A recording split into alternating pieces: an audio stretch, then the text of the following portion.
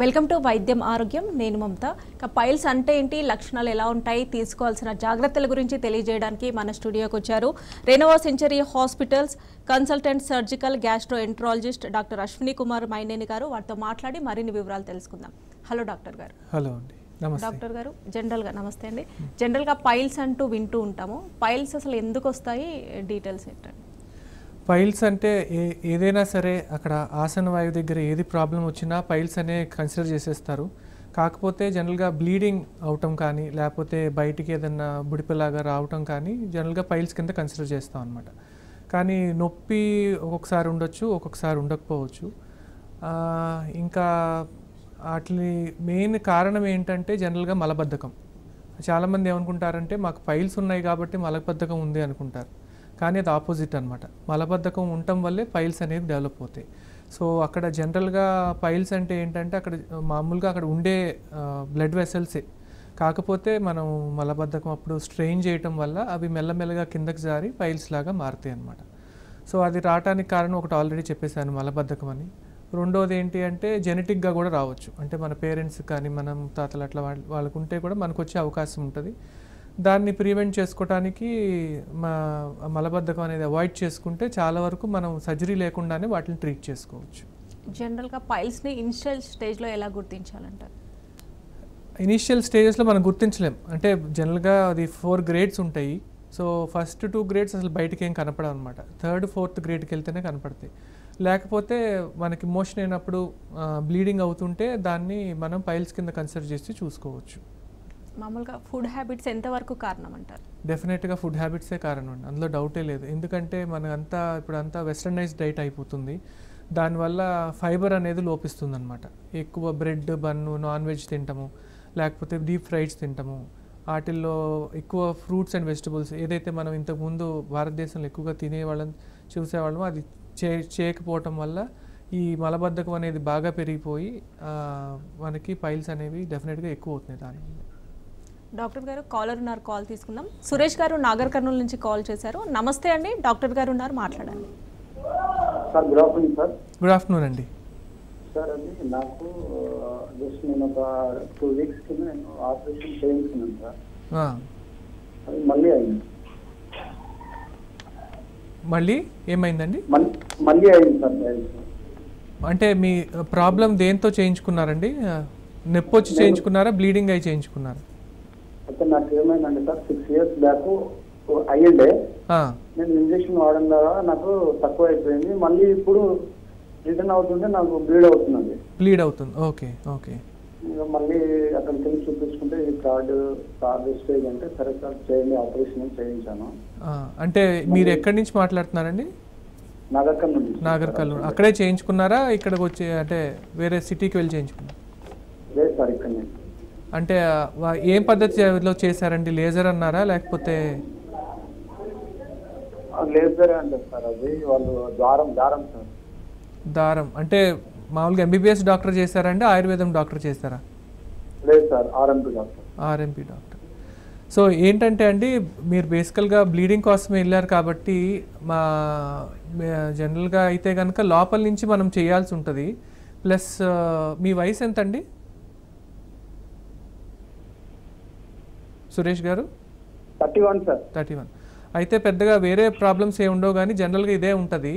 And ఈ bleeding అయినప్పుడు మీకు ఏమైనా మోషన్ గట్టిగా అయినట్టు అనిపించిందా, స్ట్రెయిన్ చేయాల్సి వచ్చిందా?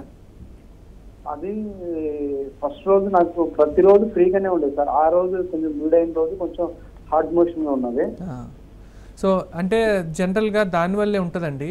ఈ కింద ఏదైతే గాయాలు చేశారో పైల్స్ ఆపరేషన్ తర్వాత, సో అవి మారటానికి మనకి కనీసం 1 month అలా పడుతుందన్నమాట. సో మోషన్ అనేది సాఫ్ట్గా అయిపోతున్న కొద్దీ బ్లీడింగ్ అవ్వదు, కానీ గట్టిగా అయితే మాత్రం కొంచెం బ్లీడింగ్ అయ్యే అవకాశాలు ఉంటాయి. మరీ ఎక్కువ కాకపోతే భయపడాల్సిన అవసరం లేదండి.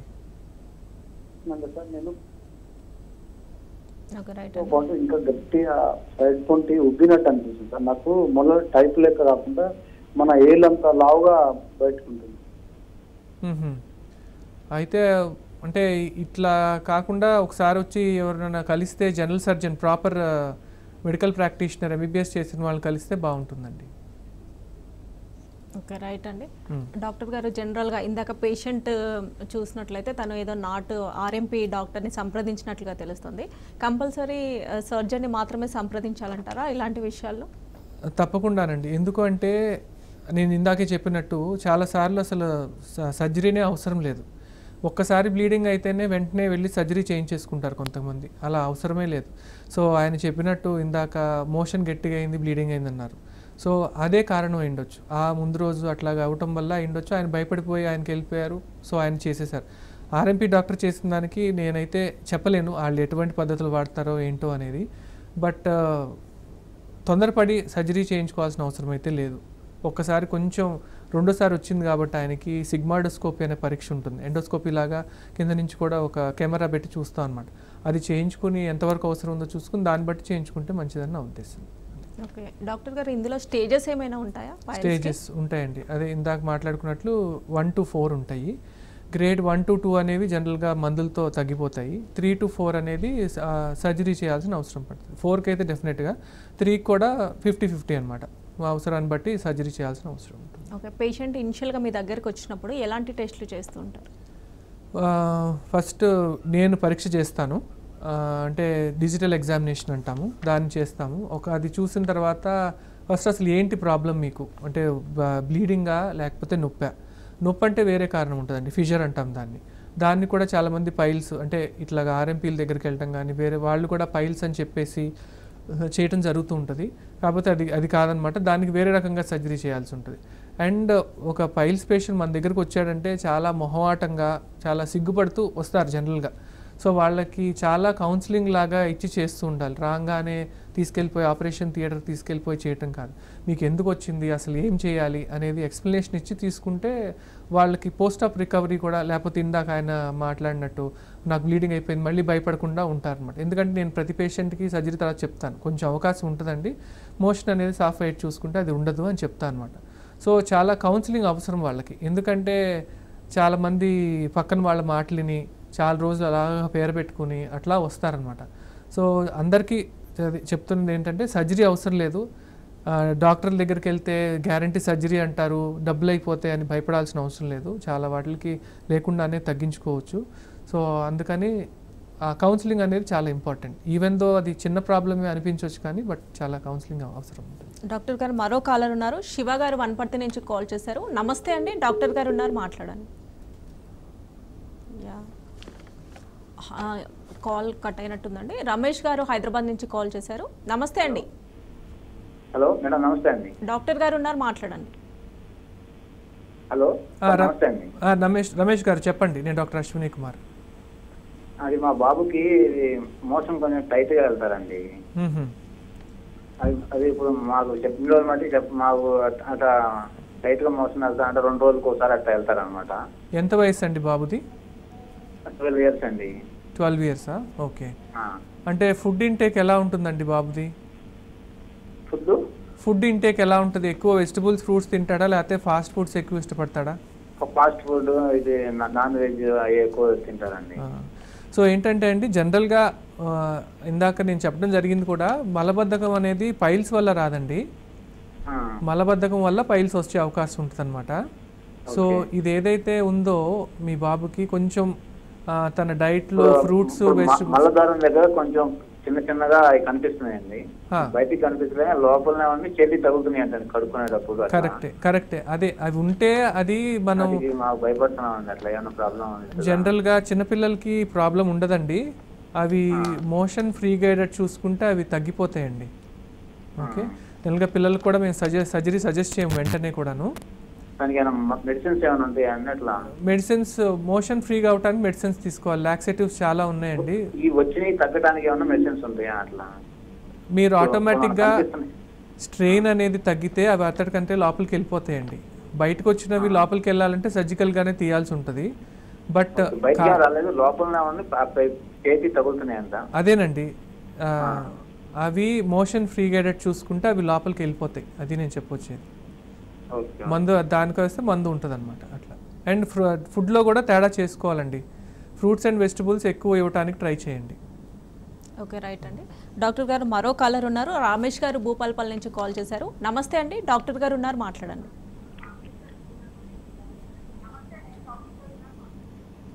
Hello sir. నమస్తే అండి, రమేష్ గారు చెప్పండి. నమస్తే సార్, నేను రమేష్ భూపాల్పల్లి సార్. చెప్పండి. నాకు ఇలా ఫైల్స్ అయినాయి సార్. అంటే ఫైల్స్ అయితే ఇలా బ్లీడింగ్ అయింది. ఓకే.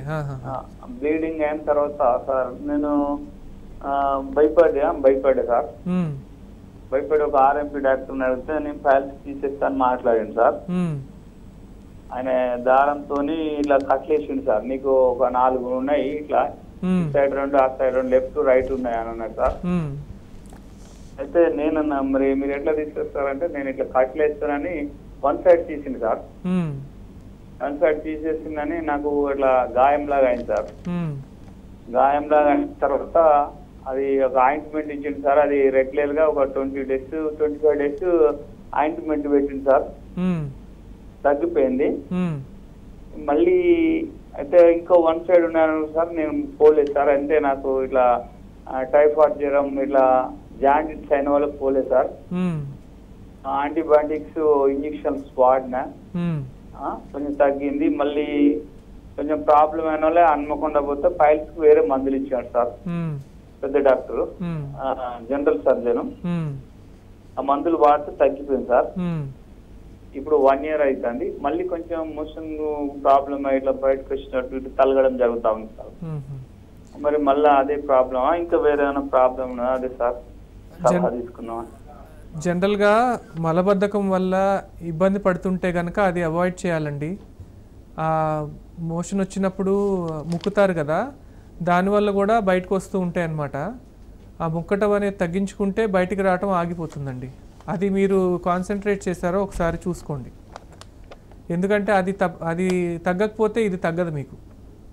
డాక్టర్ గారు మరో కాలర్ ఉన్నారు. సత్యం గారు నాగర్ కర్నూలు నుంచి కాల్ చేశారు. నమస్తే అండి, డాక్టర్ గారు ఉన్నారు, మాట్లాడండి.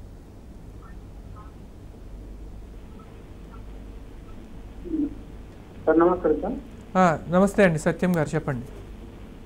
సార్ దాదాపుగా ఒక 4 సంవత్సరాల కిందట మామూలుగా బ్లీడింగ్ అయ్యేది సార్.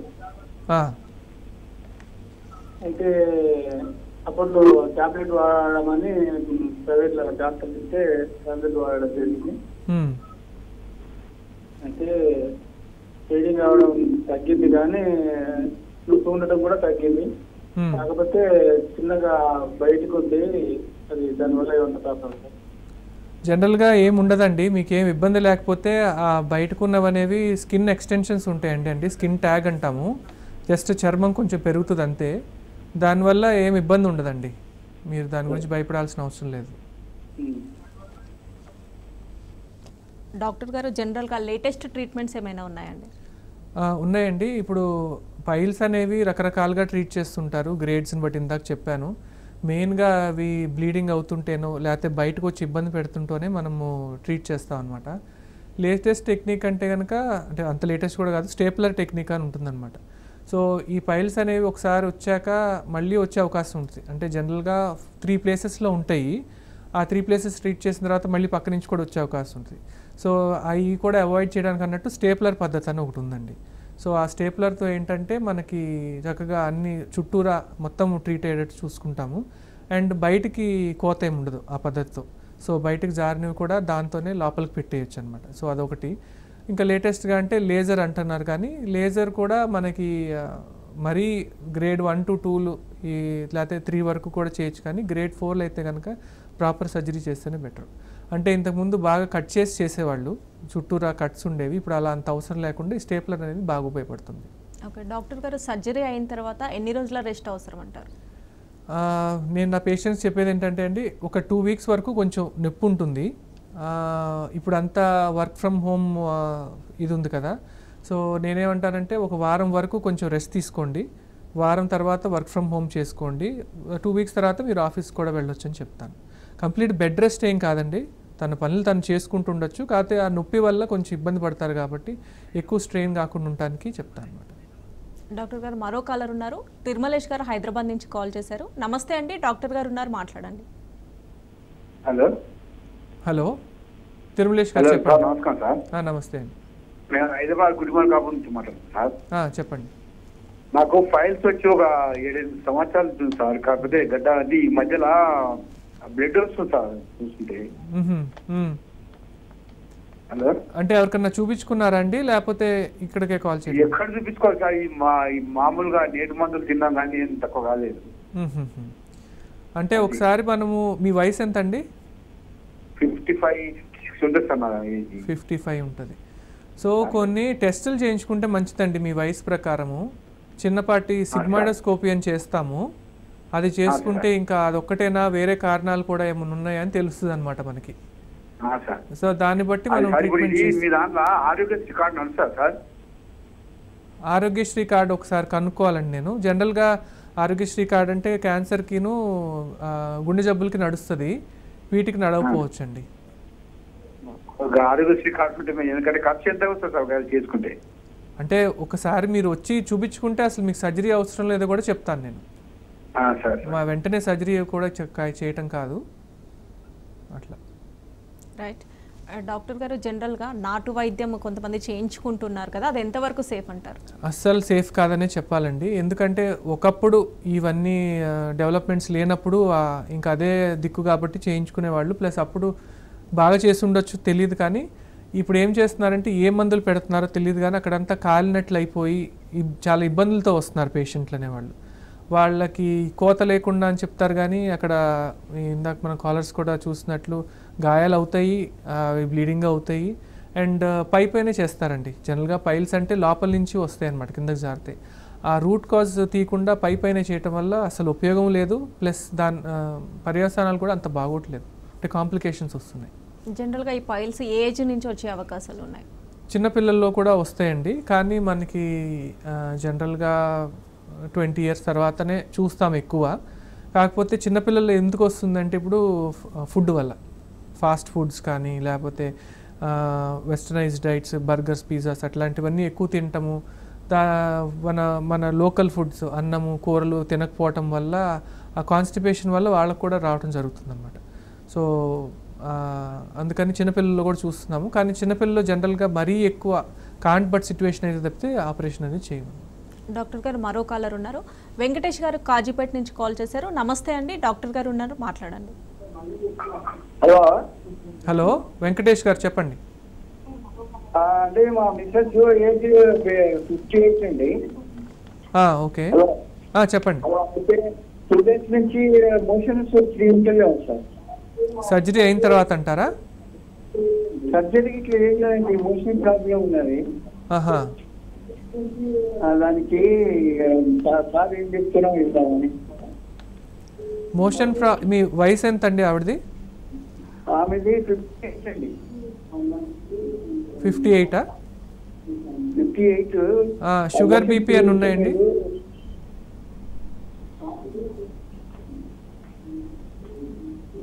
షుగర్ కానీ థైరాయిడ్ ప్రాబ్లం కానీ ఉన్నాయండి? థైరాయిడ్ ఉన్నదండి. థైరాయిడ్ రీసెంట్గా చెక్ చేయించుకున్నారా?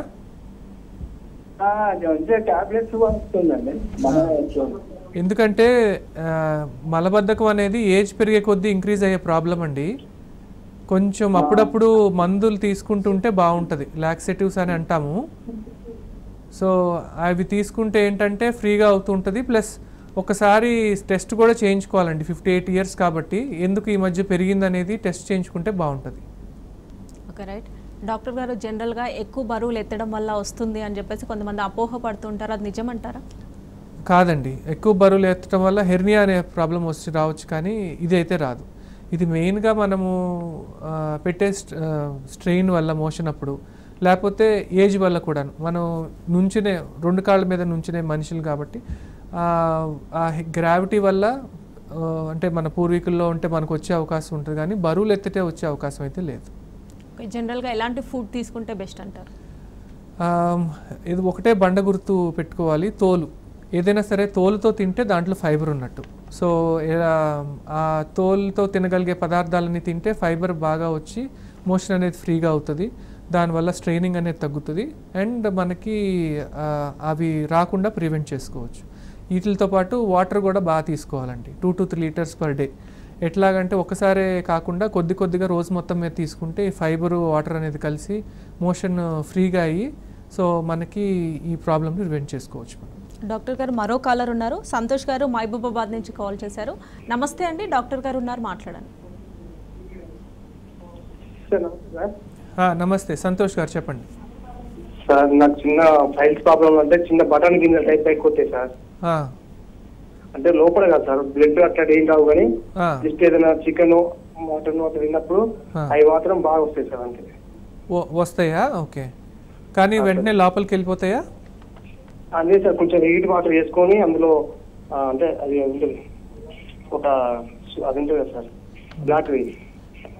అదే మీరు ఏంటంటే చికెన్ మటన్ తిన్నప్పుడు మనకి ఫుడ్లో ఫైబర్ అది ఎక్కువ ఉండదు, ప్లస్ మోషన్ గట్టిగా అవుతుంది కాబట్టి ముక్కటం వల్ల మీకు అవి బయటకు వస్తున్నట్టు ఉంటాయి. సో మీరు ఆ ముక్కటం అనేది అవాయిడ్ చేసుకుంటే ఆటోమేటిక్గా అవి రాకుండా లోపలికి వెళ్ళిపోతాయండి. సో కొంచెం ఫైబర్ ఫుడ్ తీసుకోవాలి.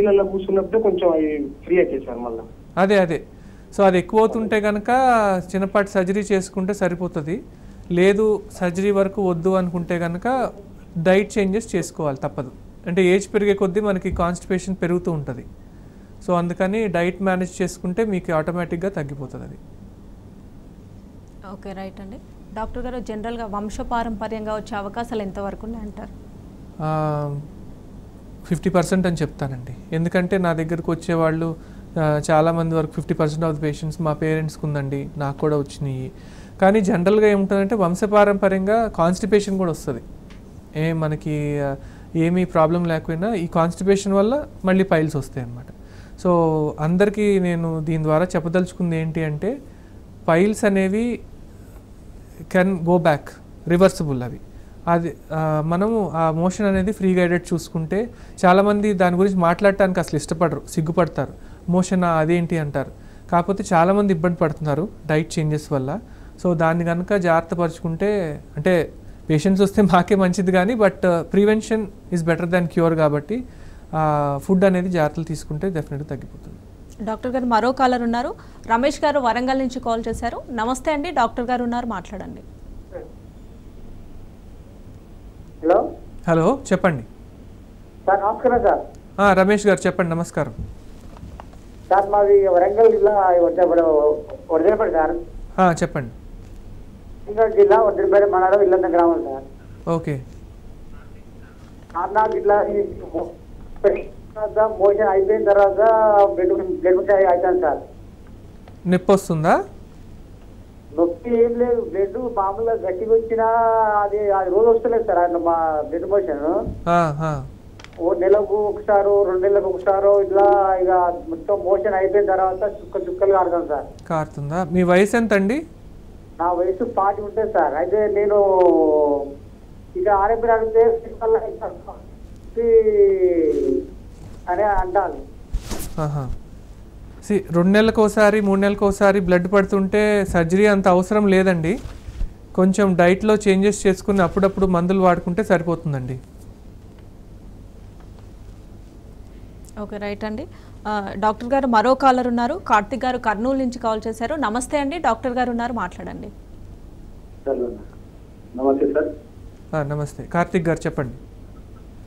సార్ నమస్తే సార్. నమస్తే అండి చెప్పండి. చెప్పండి సార్. మేము మామూలుగా బయటికి ఎప్పుడన్నా గడ్డి పోయినప్పుడు ఏమైందంటే సార్ అవి ఉన్నాయి సార్, కన్నా 3 దాకా వస్తాయి సార్.